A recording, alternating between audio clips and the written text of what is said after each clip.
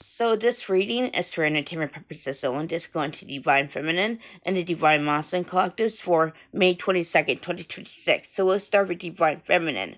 I feel as though Divine Feminine is working through inner child and inner teenager trauma today. As she works through this particular brand of trauma, she is starting to see a lot of distortions in how she approaches love and also approaches life. And this is helping the Divine Feminine to see where she is still shrinking herself down in order to be conforming. And I feel as though the Divine Feminine is no longer resonating with being that yes woman. She is really taking that stand for herself, and she is letting go of that inclination to manage everybody else's emotions around her. And this is helping the Divine Feminine to see where she confused safety with emotional avoidance. And this is causing the Divine Feminine to really look at where she is still running from herself. The Divine Feminine is also clearing past life trauma related to the masculine woman template at the moment. And I feel as though as she clears that past life trauma, she is seeing where she was holding herself back because she was afraid of standing out. She was afraid of being too visible because that meant getting hurt. And I feel as though the Divine Feminine is letting go of that particular brand of thinking. As she unapologetically takes up space, she is feeling a comfort and security that is being reprogramming the nervous system.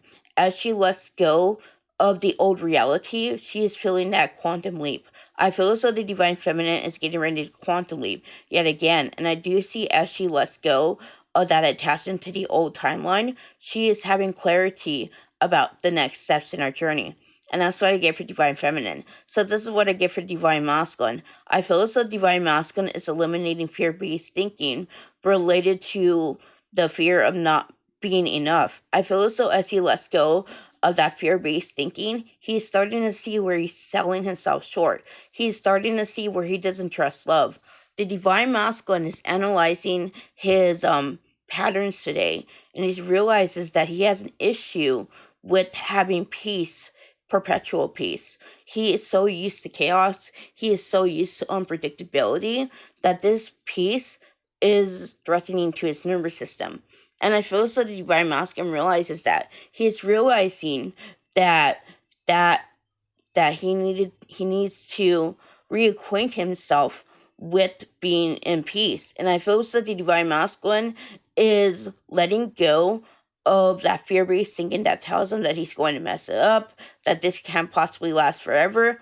As the Divine Masculine gets more situated in this new normal, he's starting to actually see how the fear of not being enough and the fear of not being chosen caused him to dim his life. He wanted to actually be liked. He wanted to be accepted.